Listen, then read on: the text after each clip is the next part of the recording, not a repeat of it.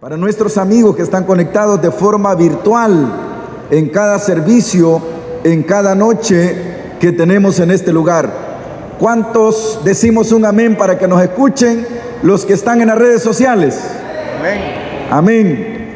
Queremos invitarles para que el día de mañana se hagan presente acá en nuestra iglesia de forma presencial. Si usted tiene un espacito, tiene un chancecito, venga. Aquí será bien atendido, bien recibido, y será un gusto que esté con nosotros de forma presencial en el servicio de adoración que tenemos el día de mañana. Vamos a inclinar nuestro rostro, vamos a orar para pedir la bendición por la palabra de Dios. Muchas gracias, Señor, te damos esta noche. Gracias por tu palabra que va a ser predicada, Señor. Que no sea yo, Señor, sino que seas tú a través de mí presentando tu palabra. En el nombre de Jesús. Amén. En octubre de 1962, los Estados Unidos y la Unión Soviética se acercaron espantosamente a la guerra nuclear más cerca que ha estado el mundo. Un general soviético llamado Anatoly Krykov dijo las siguientes palabras: la catástrofe nuclear colgaba de un hilo y no contábamos los días ni las horas, sino los minutos para desatar aquella guerra nuclear entre la Unión Soviética y los Estados Unidos de Norteamérica. El primer ministro Nikita Khrushchev de Rusia había hecho traer misiles nucleares y los había puesto a 140 kilómetros de la primera ciudad de Miami, que está viendo a Cuba. Había instalado en Cuba los misiles nucleares, y entonces el presidente John F. Kennedy se sentó, conversó con Nikita Khrushchev para decirle que debía quitar los misiles de Cuba y debía haber un desarmamiento nuclear en ese lugar. Retiraron los misiles y entonces John F. Kennedy hizo un retiro forzoso y un bloqueo en la isla con el fin de interceptar cualquier misil, cualquier actividad militar que pudiera venir de la isla, que pudiera venir de Cuba por medio de la URSS en aquel entonces. La historia nos dice esta noche que la tensión aumentó tanto, casi al punto del rompimiento, y el incidente generó una sensación de suspenso casi insoportable. Los intereses en juego eran incalculables, dicen los expertos. La vida de millones y millones de personas estaban en la balanza, pero al fin se resolvió la crisis. La comunidad mundial exhaló de un suspiro colectivo acerca de esto y exhaló un espíritu colectivo de alivio acerca de la situación que estaba por ocurrir. Esta noche, mis amados hermanos, voy a detenerme a hablar acerca de un mensaje, no una guerra, una posible guerra entre la URSS de aquel entonces y Estados Unidos, no en una posible guerra fría que pueda librarse en este entonces. Voy a detenerme a hablar acerca de la muerte de Jesucristo, donde estaban en juego millones y millones de personas, mucho más que lo que iba a ocurrir en octubre de 1962. Voy a ir a 4 partes de la Biblia esta noche, hermanos. Voy a contarles una historia y habré terminado el sermón de esta noche con un breve llamado. Vamos a ir al primer texto de la Biblia. Vamos a ir a San Mateo, por favor. Vamos a ir a San Mateo, capítulo 16, verso 21 y 23. Mateo 16, verso 21 y 23.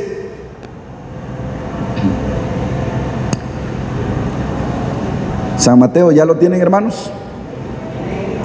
Desde entonces comenzó Jesús a declarar a sus discípulos que le era necesario ir a Jerusalén y padecer mucho a manos de los ancianos, de los principales sacerdotes y los escribas, y ser muerto y resucitar al tercer día. Entonces Pedro, tomando la parte, comenzó a reconvenirlo diciendo: Señor, ten compasión de ti mismo, en ninguna manera esto te acontezca. Pero él, volviéndose, dijo a Pedro: quítate de delante de mí, Satanás, me eres tropiezo, porque no pones la mirada en las cosas de Dios, sino en las cosas de los hombres, dice la palabra de Dios. Quisiera detenerme en esta parte de la Biblia unos minutos, hermanos, para situar el contexto histórico en el cual se encuentra este texto. En primer lugar, hermanos, esta es la primera mención que Jesús hace de forma abierta acerca de su muerte, que hace a sus discípulos en un círculo íntimo, y es la primera mención 9 meses antes de que ocurra la crucifixión. Jesús está diciendo de que Él va a morir.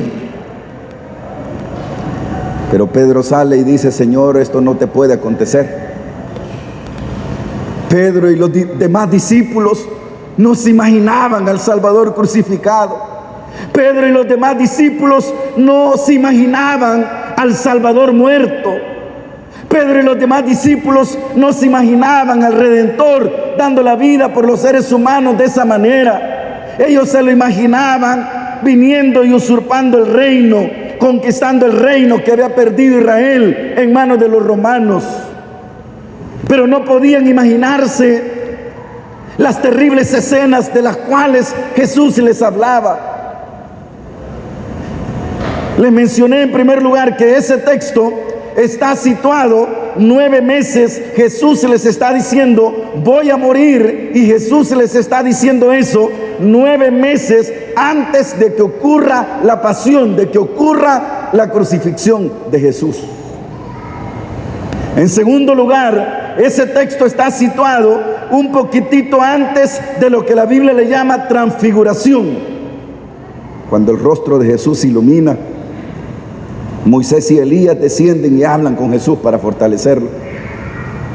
En otras palabras, mis amados hermanos, Jesús da ese mensaje antes de la transfiguración, porque la compañía de Elías y la compañía de Moisés, por otra parte, ha de cimentar la idea en ellos de que ese que está allí transfigurándose delante de ellos es necesario que muera para bien de la humanidad. Pero lamentablemente los discípulos no pueden entenderlo, no pueden entenderlo. La segunda mención aparece en Lucas 9:43. Vamos a ir a la segunda de los 4 que yo les dije que iba a citar, de los 4 textos que les dije que iba a citar. Lucas 9:43 al 45. Dice la Biblia de la siguiente manera, 9:43 al 45. Lucas 9:43. Y todos se admiraban de la grandeza de Dios, estando todos maravillados de todas las cosas que hacía. Les dijo a los discípulos: haced que os penetren bien en los oídos estas palabras, porque acontecerá que el Hijo del Hombre será entregado en mano de hombres pecadores. Pero ellos no entendían estas palabras, pues les estaban veladas para que no las entendieran, y temían preguntarle sobre esas palabras, dice la palabra de Dios. El libro de Marcos, cuando dice que ellos no entendían estas palabras, Marcos, el evangelio de acción, como le llaman los teólogos, dice lo siguiente: pero ellos no entendieron esta palabra y tenían miedo de preguntarle, dice la palabra de Dios. Jesús les había hablado 2 veces acerca de su muerte, les había hablado 2 veces acerca de que moriría, les había hablado 2 veces ya de que sería maltratado, les había hablado de forma clara que los ancianos del pueblo, que los sacerdotes vendrían y lo tomarían prisionero, de que alguien lo iba a traicionar de su círculo cercano. No entendieron quién era, y ahora dice la Biblia que no entendieron lo que se les había dicho y tuvieron miedo de preguntarle el contexto en el que él había pronunciado estas palabras, dice la palabra de Dios.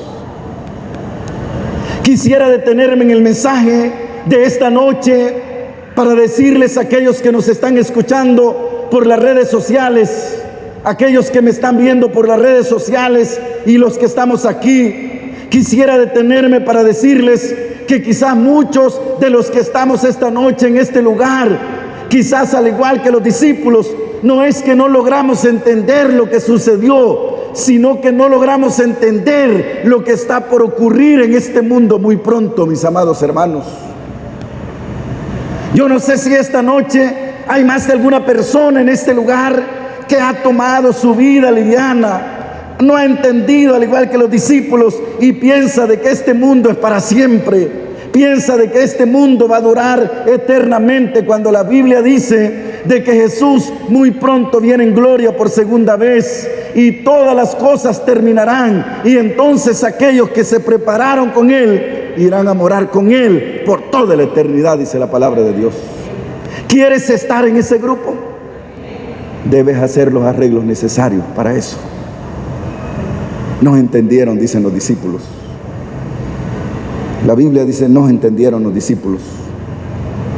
El tercer texto que voy a citar esta noche, de los 4, lo encuentro en San Mateo 26:2. Solo vamos a ver esos 3 textos. El cuarto texto solo te lo voy a citar nada más. No lo vamos a buscar juntos. San Mateo 26:2. Oigan lo que dice la palabra de Dios. San Mateo 26:2. Sabéis que dentro de 2 días se celebra la Pascua. ¿Entre cuántos días se va a celebrar la Pascua? Les está diciendo Jesús. De 2 días. Entre 2 días, le dice, se va a celebrar la Pascua. Entre 2 días se va a celebrar la Pascua. Sabéis que dentro de 2 días se celebra la Pascua, y el Hijo del Hombre será entregado para ser crucificado, les dijo Jesús. Este texto del versículo 2 es la tercera mención que Jesús hace 2 días antes de que llegara la Pascua. La primera mención dijimos que había sido ¿cuántos meses antes de la crucifixión? 9 meses. El segundo anuncio acerca de su muerte, Jesús lo hizo, dijimos, un tiempecito después de la transfiguración. Y la tercera mención de que Jesús va a morir, de que Jesús será llevado allá a la cruz, de que Jesús será martirizado, la tercera mención el Señor la da 2 días antes de que ocurra la Pascua, dice la Biblia, hermanos. ¿Qué era la Pascua para nuestros amigos? La Pascua era una fiesta que se tenía donde todos los israelitas venían a Jerusalén, venían a adorar al templo, y en la Pascua mataban un cordero. Venían, ponían las manos sobre el cordero, confesaban sus pecados, degollaban al corderito que lo habían agarrado 4 o 5 días antes. Lo habían tenido en su casa y ahora lo degollaban, confesaban sus pecados, comían pan sin levadura y comían hierbas amargas que recordaban la esclavitud de Israel en Egipto. 2 días antes de que eso ocurriera, de que todo el pueblo llegara, de que todo el pueblo estuviera en Jerusalén, miles y miles de personas se congregarían en Jerusalén, miles y miles de personas llegarían a Jerusalén y participarían de la Pascua. 2 días antes de participar de la Pascua, el Señor les dice, miren, dentro de 2 días se va a celebrar la Pascua, y el Hijo del Hombre, es decir, yo, les dice Jesús, va a ser entregado para ser crucificado. Y este texto cobra sentido cuando lo vemos en el contexto, hermanos, de las otras palabras que les voy a decir en este momento. Después que Jesús les dice estas palabras, los discípulos empiezan a discutir de quién de ellos va a ser el mayor en el reino que Jesús va a establecer en esta tierra. Cuando Jesús dice estas palabras, está sucediendo que Jesús está diciendo: miren, voy a ser crucificado. Y los discípulos no lograron entender estas palabras, y entonces la palabra del Señor me dice esta noche que los discípulos discutían quién sería el mayor en el reino terrenal que Jesús inauguraría. No lograron entender. Para que los discípulos pudieran entender mejor esto, hermanos, a pocas horas de que este mundo, de que las cosas o que el ministerio de Jesús terminara en esta tierra, a pocas horas de eso, Jesús viene, y cuando llega el día, el jueves, Jesús tiene que utilizar ayuda visual para comunicarle su mensaje a los discípulos. Y esa ayuda visual que Jesús tiene que utilizar para enseñarle acerca de su muerte a los discípulos, esa ayuda visual es que Jesús viene, agarra una toalla, se la pone sobre su pierna, agarra una fuente con agua, y en la fuente con agua que agarra, empieza a lavar el primer par de pies polvorientos de los discípulos. Y al empezar a lavar el primer par de pies polvorientos de los discípulos, se proponía lavar 12 pares de pie aquella noche. Agarró el pan, les pasó diciendo de forma visual para que entendieran su sacrificio, y agarró el pan y les dijo: tomad, comed de él todos, porque esto tuvo que enseñárselos de forma visual. Esto es mi cuerpo que por vosotros será partido. Agarró el vino, levantó el vino, y entonces viene, se lo da a los discípulos y les dice: bebed de él todos, porque esto es mi sangre, que será derramado por todos vosotros para perdón de pecados.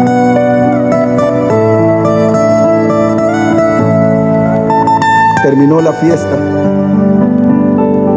terminó la ilustración que Jesús hizo. Cuando lavó los pies de los discípulos, Jesús les estaba diciendo: yo he venido como siervo a este mundo, no he venido como el gobernante. Yo he venido como siervo. Cuando Jesús les da el pan y les da el vino, Jesús les está diciendo: miren, yo voy a morir, yo voy a morir. Ustedes deben entender mediante este pan, deben entender mediante este vino, que voy a morir. Pero los discípulos no lograron entender ni aún de esa manera. No lograron entender de esa manera. Se encaminaron al Getsemaní. Estando en el Getsemaní, Jesús agarró a 3 de sus discípulos más cercanos, se los llevó para que oraran con él. Y esta viene la cuarta lectura. La traducción del lenguaje actual me encanta de este texto. Traducción del lenguaje actual dice lo siguiente: Jesús invitó a Pedro, a Santiago y a Juan para que lo acompañaran. Luego empezó a sentir una tristeza muy profunda y les dijo: estoy muy triste, siento que me voy a morir. Quédense aquí conmigo y no se duerman. Otro texto dice: pero todo esto sucedió para que se cumpla lo que anunciaron los profetas. Y en ese momento todos los discípulos abandonaron a Jesús y huyeron, dice la Biblia. Todos los discípulos abandonaron a Jesús y huyeron. Ahí están Judas, que lo abandona, traicionándolo con un beso en su mejilla derecha. Ahí está un Pedro que hizo una promesa de que iría con él hasta la muerte. En el instante tiene la valentía de sacar la espada y defender a su maestro. Pero cuando el gallo canta, Pedro le ha negado 3 veces y le ha abandonado. Yo no sé, me gustaría saber y me gustaría, si pudiera regresar el tiempo, yo pudiera ir en el tiempo, me gustaría estar en esta escena y ver cómo fue que los discípulos huyeron. Salieron huyendo en grupo, salieron huyendo de dos en dos, huyeron separados, cada quien por su lado. ¿Cómo fue que huyeron? La Biblia habla del discípulo Juan, del apóstol Juan. En Marcos, oiga lo que dice. Uno de ellos era un joven, uno de los discípulos que estaban con Jesús era un joven que estaba cubierto solo con una sábana. Cuando los soldados lo apresaron, él dejó tirada la sábana y escapó desnudo, dice la Biblia. ¿Cómo escapó Juan? Dice la Biblia. Desnudo escapó. Querían apresarlo también. Juan empezó a correr con la sábana puesta. Los soldados quisieron agarrarlo, tocaron la puntita de la sábana que tenía, y entonces Juan huyó desnudo, dice la Biblia. Increíble. Ahí estaba aquella figura solitaria, necesitando de la compañía de sus amigos discípulos, necesitando de la compañía de sus amigos que habían estado con él 3 años y medio. Hay un pensamiento popular que dice que es en la cárcel y en la enfermedad donde se miran los amigos, ¿no es cierto? Pero aquí, en el momento del mayor estrés y del shock emocional que Jesús tenía de enfrentar lo que vendría, Jesús fue abandonado. Todos se fueron. Nadie se quedó con el maestro. Jesús estaba solo allá en aquel huerto de Getsemaní, dice la Biblia. Todos lo abandonaron esa noche. Cuando los demás se han ido, es un grito conocido. Cuando los demás se han ido, es un lamento. Cuando los demás se han ido, es un gemido, es un alarido cuyo origen está en el fondo de nuestro ser. Cuando todos se han ido, el grito de la soledad, esta noche puedo oírlo a través de aquel niño abandonado. Cuando todos se han ido, esta noche puedo escucharlo a través del divorciado, a través de la divorciada. Cuando todos se han ido, puedo encontrar este grito de silencio en aquel cumpleaños olvidado. Jesús, que ha estado con Dios por la eternidad, está ahora solo. Jesús estaba abandonado en la noche del Getsemaní. Él puede entender tus noches de sufrimiento y tus noches de abandono. Él puede entender el momento más oscuro por el cual pasas. Jesús es todo para mí cuando los demás se han ido. Jesús es todo para ti cuando tus familiares te dieron la espalda, cuando perdiste el empleo. Jesús es todo para ti cuando enfrentas la enfermedad más difícil y no tienes la visita de nadie. Jesús es todo para mí cuando enfrento una situación extrema en mi vida. La mensajera del Señor dice las siguientes palabras hablando de esta escena. Al llegar Cristo al Getsemaní, le fue retirada su guardia de ángeles y por primera vez Dios el Padre permitió lo que hasta ese momento había estado evitando cuidadosamente.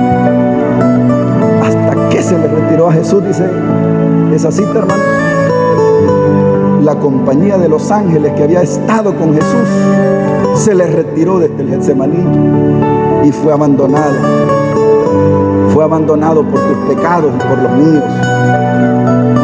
Fue abandonado por una vida manchada de pecado y de sufrimiento. Fue abandonado porque los pecados de la humanidad cargaron sobre Cristo aquella noche. Los discípulos salieron corriendo, cada quien por su lado. Juan, dice la Biblia, que salió corriendo y en el camino dejó tirada la sábana y huyó desnudo. Pedro y todos le negaron. negaron. Todos lo abandonaron aquella noche. Judith era el homicidio número 160 de ese año. Ella fue asesinada en la calurosa noche del 9 de junio. Su edad, 38 años. Su peso, 50 kilos. Fue apuñalada 7 veces y finalmente fue estrangulada para terminar con su vida. Ella guardaba un diario. Si ella no hubiera guardado un diario, o ese diario, tal vez su memoria hubiera sido enterrada con su cuerpo aquel día. Pero el diario existe hasta el día de hoy. Es un epitafio para una vida solitaria. El corresponsal que documentó el caso hizo este comentario acerca de Judith Vollmer. En su diario, Judith creó un personaje y una voz. El personaje es ella misma, melancólica, luchadora, abrumada. La voz es anhelante. Judith Vollmer, has fallado en la realidad. Sus luchas no eran inusuales. Se preocupaba de envejecer, se preocupaba de engordar, se preocupaba de quedar embarazada.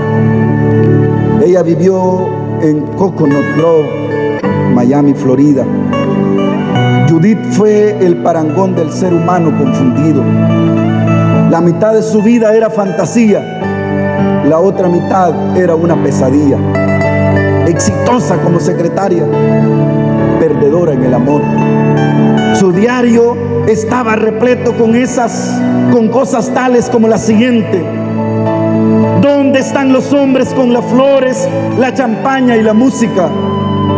¿Dónde están los hombres que llaman y piden una cita genuina y verdadera? Aunque rodeada de gente, Judith por muchos años vivió en una isla. Aunque ella tenía muchas amistades, en su vida tuvo pocos amigos. Aunque tuvo quizás muchos hombres en su vida, Judith tuvo poco amor. En su diario, Judith escribe las siguientes palabras: estoy sola y quiero compartir algo con alguien. Aunque su cuerpo murió el 9 de junio por las heridas de un cuchillo, su corazón había muerto hacía ya mucho tiempo. Había muerto de soledad. Yo no sé si esta noche estoy predicando para más de alguna persona que siente la soledad cuando los demás se han ido también. Quizás estoy predicando para aquellos cuyos días están en las últimas páginas de los libros de corazones rotos y noches largas. Quizás estoy predicando para aquellos que pueden encontrar una persona solitaria simplemente con ir y verse ellos mismos en el espejo.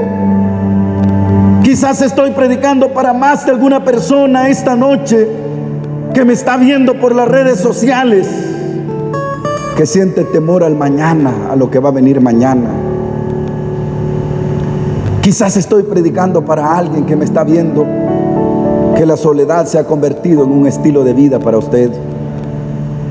¿Cuándo comenzó la soledad? ¿Cuándo comenzó esta soledad en su vida? ¿En su infancia? Cuando los hijos se fueron de casa, en el divorcio, cuando el médico le entregó los diagnósticos de aquellos exámenes médicos que usted se realizó. ¿Cuándo sucedió esto? Quizás al igual que Judith, hermanos, muchos de los que estamos aquí o me están viendo, quizás tienen un trabajo estable. Por fuera se ven perfectamente bien. Su sonrisa quizás es rápida. Sus vestidos son bien cortados. Su caminar es enérgico y su conversación es impresionante realmente. Pero cuando usted se mira en el espejo, usted no engaña a nadie. Usted sabe quién es. Usted sabe la soledad por la cual pasa. Cuando usted está solo, la doble cara no existe y la realidad aflora. Yo termino esta noche, hermanos queridos, diciéndole que la próxima vez que su autocompasión lo convenza de que nadie se preocupa por usted, haga una visita al Getsemaní y pueda contemplar la soledad de Cristo, que fue mayor que la nuestra. La próxima vez que usted se pregunte si Dios realmente se preocupa por el sufrimiento de este polvoriento mundo, escúchelo suplicar entre los retorcidos árboles del Getsemaní y escuche los lamentos del Maestro. La próxima vez que usted sea llamado a sufrir y sentir el grito de la soledad en su vida cuando los demás se han ido, puede que esté más cerca que nunca antes ha estado. Pueda que esté más cerca de Dios como nunca antes ha estado en su vida. Esta noche yo quisiera decirle que la palabra de Dios me dice que Jesús experimentó la tristeza y la soledad más grande cuando todos se fueron. Hay alguien esta noche que dice: pastor, ese soy yo, viviendo momentos complicados, difíciles. Se terminó todo, no hay nada. Vas al refrigerador y miras la refrigeradora vacía. El futuro te parece incierto. El mañana parece que no es tan alentador, ni hay esperanza para tu vida. Esta noche dejamos a Cristo en el Getsemaní solo para contemplar mañana lo que viene, que es mucho más complicado que lo que acaba de pasar. La soledad está por empezar. La tormenta se avecina y el soldado se encamina a la batalla que ha de enfrentar, que es la más cruenta, donde la vida de millones se encuentra en una balanza también. ¿Hay alguien que esta noche quiere ponerse de pie donde está para que oremos por usted?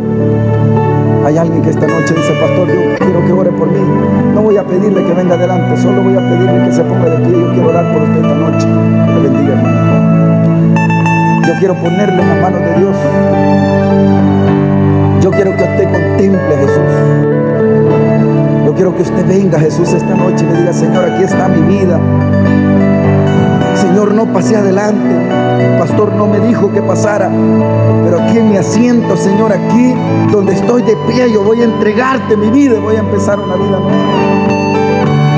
Mi oración esta noche es que el Espíritu Santo toque tu corazón ahí donde estás. Que el Espíritu Santo impresione tu mente. Que el Espíritu Santo te tome por completo y que en los momentos más difíciles pueda estar contigo. Eleva esta oración conmigo. Padre nuestro que estás en los cielos, esta noche, Señor, hemos venido a contemplar los anuncios de tu muerte. Hemos venido a contemplar, Señor, los corazones duros que no entendieron lo que venía. Hemos venido a contemplar la soledad en el Getsemaní. Pero esta noche, Señor, hemos venido a contemplar nuestra propia desgracia, nuestra propia miseria, nuestra propia soledad, Señor. Esta noche hay personas conectadas, Señor, que me están viendo por las redes sociales, que me están escuchando por la radio, Señor. Hay personas que sienten que su vida pende de un hilo, Señor. No le encuentran sentido, Señor, a la vida en momentos difíciles de soledad que enfrentan en sus hogares. Esta noche oro por ellos. No los conozco, Señor. No sé quiénes son. No sé cómo se llaman. Pero tú los conoces, quizás en ese hospital. Tú los conoces, Señor, quizás en ese cuarto vacío y frío. Tú los conoces, Señor, quizás rodeados de compañeros de trabajo, pero están solos. Esta noche ponemos sus vidas en tus manos. Quédate con cada uno de nosotros. Llévanos a nuestros hogares con bien, Señor. Llévanos en paz y que nuestros corazones sean fortalecidos esta noche en la esperanza bendita de que si tú fuiste abandonado, también nosotros podemos serlo, pero tenemos la esperanza de que tú estás con nosotros, Señor. En el nombre de Jesús oramos. Amén y amén. Muchas gracias, hermanos, por sentarse.